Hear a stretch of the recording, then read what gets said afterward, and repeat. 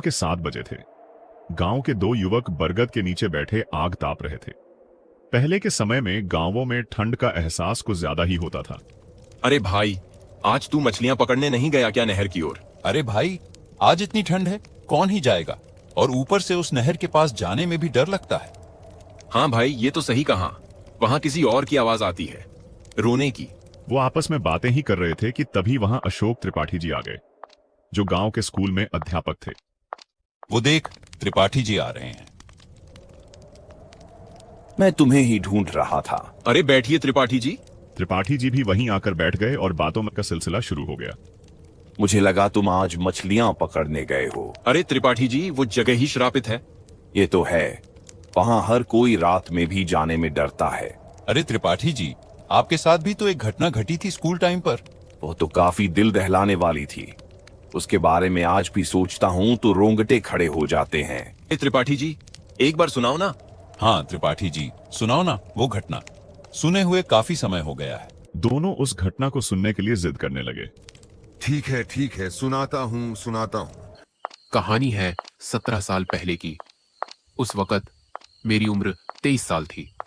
मैं परीक्षा देकर अपने गांव लौट रहा था, लेकिन काफी देर हो चुकी थी। शाम के करीब 7 बजे मैं स्टेशन पहुंचा। स्टेशन लगभग सूना पड़ा था, क्योंकि उस जगह लोग रात में रुकने से डरते थे। कुछ देर बाद ट्रेन आई और पटरी पर आकर रुक गई।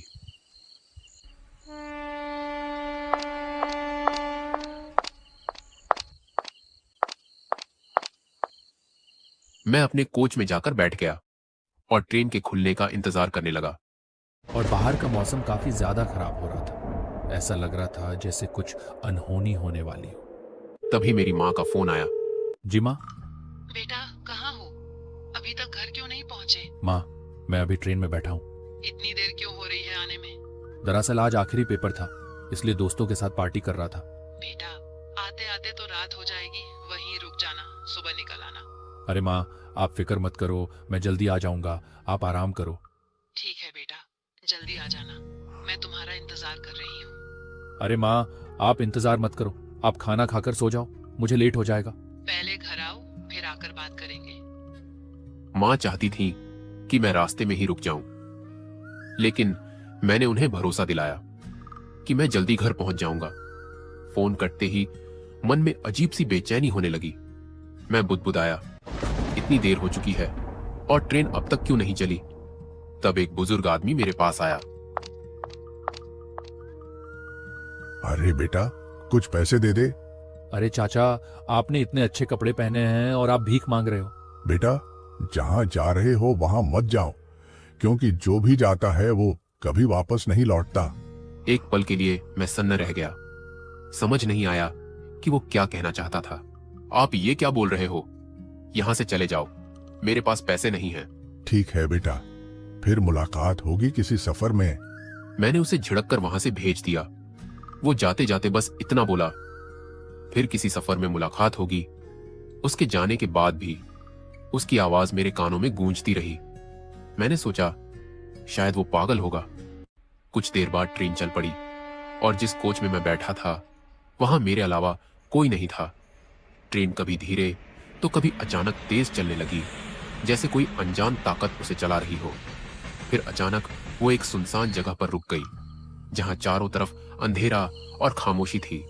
तभी सफेद साड़ी में एक खूबसूरत लड़की आई और उसके आते ही ठंडी हवा चलने लगी। अरे भाई साहब, ये ट्रेन कालमोरा जाएगी क्या? हाँ, वही जाएगी, मैं भी तो वहीं जा रहा हूँ। अच्छा, फिर तो सही है। कोई तो कालमोरा का जान पहचान वाला मिला। ये तो सही कहा आपने। अकेले सफर करने में डर लगता है ना, इसलिए कोई जान पहचान का मिल जाता है तो खुशी होती है। ये तो सही कहा आपने, जान पहचान का कोई मिल जाता है तो अलग ही खुशी महसूस होती है। ये ट्रेन कब चालू होगी? पता नहीं, जब से बैठा हूँ ऐसा ही हो रहा है, रुक रुक कर चल रही है। आज रात भर मैं घर तो पहुंच जाऊंगी ना? अब तो सब भगवान के भरोसे है। ऐसे आप कहाँ से आ रहे हैं? मैं तो रायपुर से आ रहा हूँ, आज मेरी परीक्षा थी। अच्छा, सही है। कुछ देर बाद ट्रेन चलने लगी और मैं ये पूछना भूल गया कि वो लड़की इतनी रात में कहां से आई थी, क्योंकि जब ट्रेन बीच जंगल में रुकी थी तभी वो चढ़ी थी। ट्रेन धीरे धीरे रफ्तार पकड़ती गई और पूरे कोच में बस मैं और वो खूबसूरत औरत थे। सच ही कहा है, कभी किसी की खूबसूरती पर नहीं जाना चाहिए। मैंने हिम्मत करके उससे पूछा, वैसे एक बात पूछूं, बुरा तो नहीं मानोगी आप? जी जी, पूछिए। बुरा क्या मानना इसमें? मैं बोल रहा था कि क्या आपकी शादी हो गई है? हाँ, हो गई। और एक बात बता दूं तो इस दुनिया में मेरा पति अब नहीं रहा। माफ करना, मुझे पता नहीं था। माफी क्यों मांग रहे हैं? जो आया है वो कल जाएगा। उसके चेहरे पर जरा भी उदासी नहीं थी, बल्कि एक अजीब सी निडर मुस्कान थी जिसे देखकर मेरी रूह तक सिहर गई। ट्रेन कभी धीमी तो कभी तेज चलती रही और करीब 3 घंटे बाद रात के 2:30 बजे अचानक फिर रुक गई। तभी कोच में अनाउंसमेंट गूंजी, कृपया सभी यात्री ध्यान दें, ट्रेन में तकनीकी खराबी के कारण यह ट्रेन आगे नहीं जा पाएगी। हमें खेद है कि आपकी यात्रा में यह बाधा उत्पन्न हुई। ये सुनते ही मैं सन्न रह गया, क्योंकि ट्रेन घने जंगल के बीच खड़ी थी और चारों तरफ बस सन्नाटा और अंधेरा था। अब इतनी रात में कहाँ जाएंगे? सुबह होने का इंतजार करते हैं। मैं नहीं रुक सकती सुबह तक। यह भी नहीं पता कि सुबह होते ही ट्रेन खुलेगी या नहीं। तो क्या तुम अब इतनी रात में जंगल के रास्ते घर जाओगी? और क्या, मैं तो जा रही हूँ। बस 2 घंटे ही लगेंगे कालमोरा पहुँचने में। अरे रात के 1 बज रहे हैं, ऊपर से जंगल का रास्ता है। देखो भाई साहब, आपको डर लग रहा है तो आप मत जाओ, मैं जा रही हूँ। अच्छा ठीक है, चलो मैं भी साथ में ही चलता हूँ। वैसे भी हमें एक ही जगह जाना है। उस लड़की ने बिना डरे जंगल के रास्ते पैदल जाने का फैसला कर लिया। जब मैं बाहर आया तो देखा कि चारों तरफ घना अंधेरा था और मौसम भी बिगड़ चुका था। ऐसा लग रहा था कि इतनी रात में निकलना ठीक नहीं होगा। अरे, मौसम भी अब तो खराब हो रहा है। मुझे नहीं लगता कि इस खराब मौसम में जाना ठीक रहेगा। डर लग रहा है तो आप मत जाओ, मैं जा रही हूँ। अच्छा ठीक है, चलो मैं भी चलता हूँ। उस औरत की बातों पर भरोसा करना मेरी सबसे बड़ी भूल साबित हुई, क्योंकि चारों ओर अंधेरा, आसमान में चमकती बिजली, जंगल की रहस्यमयी खामोशी और तेज होती बारिश के बीच हम चलते रहे। बारिश की मोटी बूंदें शरीर में सुई की तरह चुभ रही थीं। तभी एक टूटी फूटी चाय की टपरी दिखी, जहां हम रुक गए और चारों तरफ फैले सन्नाटे, जंगल की आवाजों और अजीब माहौल के बीच बस बारिश के थमने का इंतजार करते रहे। लेकिन उस औरत के चेहरे पर कुछ ऐसा था जिससे साफ लग रहा था कि वह मुझसे कुछ छुपा रही है। वैसे आपने बताया नहीं कि आपका क्या नाम है और आप इतनी रात में कहाँ से आ रही थी? क्या करोगे जानकर? कौन से सफर के बाद हमें फिर से मिलना है? मैं तो कालमोरा बस किसी काम से जा रही हूँ। कुछ समय बाद वहां से चली जाऊंगी। अब इतने कम समय के लिए मुलाकात करने का क्या फायदा? ठीक है, मत बताओ। वैसे ये तो बता सकती हो कि कालमोरा किस लिए जा रही हो? मेरे पति वहीं से थे, उनकी वर्षी है, इसलिए वहां जा रही हूँ। अच्छा ठीक है। कुछ देर बाद बारिश थम तो जाती है, लेकिन अजीब सी खामोशी चारों तरफ फैल जाती है। हम दोनों फिर से आगे बढ़ने लगे और जैसे जैसे कदम जंगल के अंदर जाते गए, अंधेरा और घना होता चला गया। गांव वालों की वो बातें मेरे जहन में गूंजने लगी कि जो भी रात में इस जंगल से होकर जाता है वो कभी कलमोरा नहीं पहुंचता। बारिश के कारण ठंडी ठंडी हवाएं चल रही थीं, जो बाहर से भले ही शुद्ध लग रही थी। और जब मैंने ध्यान से देखा तो अंधेरे में वही बूढ़ा खड़ा था जो स्टेशन पर मिला था। उसे देखते ही मेरे शरीर में एक अजीब सा सिहरन और गहरा डर उतर गया। अरे आप वही हो ना जो स्टेशन पर मिले थे? अरे बेटा, तूने किसी और को देखा होगा। मुझे अच्छे से याद है, आप ही थे जो भीख मांग रहे थे।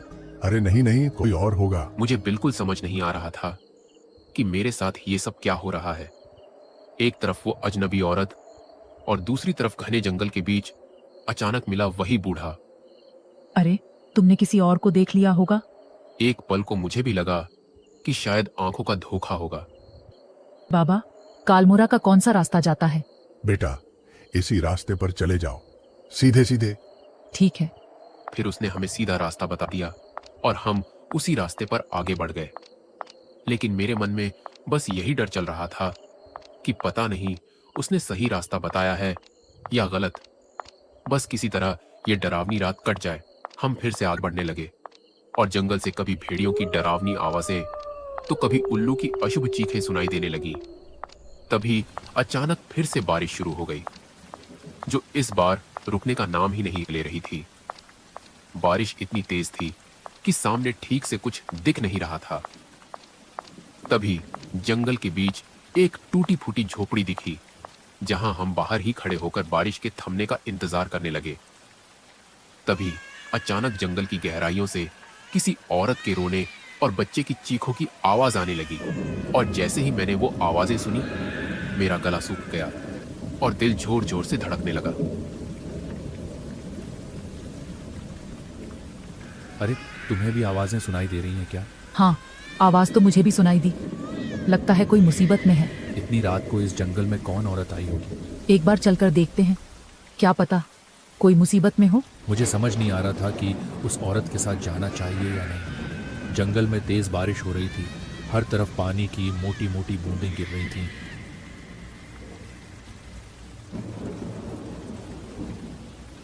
कुछ देर बाद बारिश रुक गई और जंगल में अजीब सा सन्नाटा छा गया। आवाजें अब साफ साफ सुनाई देने लगीं, तो मैं और वो औरत आगे बढ़े और हम उस पायल की आवाज का पीछा करने लगे।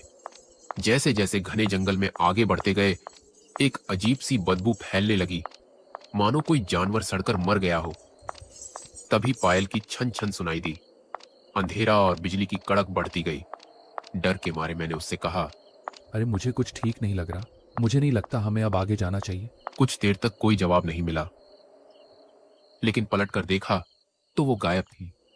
तभी चारों तरफ औरत, बच्चे और पायल की डरावनी आवाजें गूंजने लगी। मैं जान बचाकर गांव की ओर भागा।